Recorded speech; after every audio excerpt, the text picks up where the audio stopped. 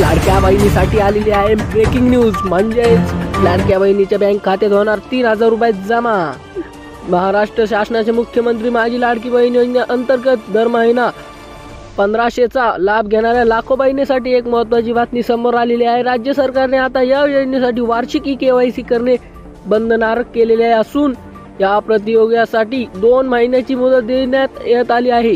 या योजनेचा लाभ सुरू ठेवण्यासाठी सर्व लाभार्थ्यांना ठरले कालावधी आपली KYC पूर्ण करणे आवश्यक आहे।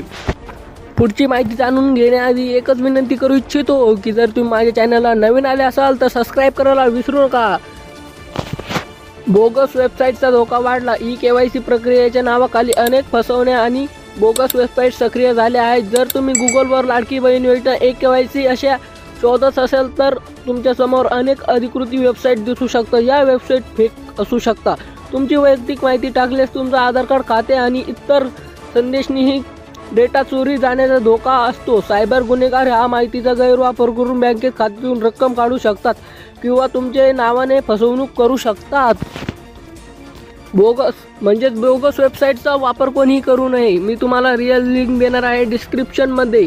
सरकारने अधिकृत वेळेचा एक वेबसाईट जाहीर केला आहे। ती वेबसाईट म्हणजे HH-24 लाडकी बहीण महाराष्ट्र गोविंद KYC। या व्यतिरिक्त कुठल्याही वेबसाईट जाऊन आपली माहिती देऊ नये। गुगलला सर म्हणजे HD यासारख्या बोगस वेबसाईट दिसत असेल तरी त्याच्याकडे दुर्लक्ष करावे आणि फक्त सरकारचे संकेत वापरू करावे।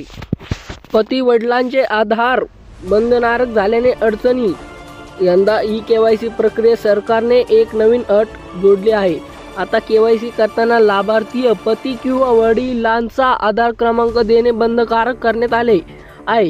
या नियमाच्या ज्या बहिणीचे पती किंवा वडील त्या हयात आहे, या नियमामुळे ज्यांना बहिणीचे पती किंवा वडील हयात नाही तर त्याच्यासमोर मोठी समस्या उभा राहिलेली आहे।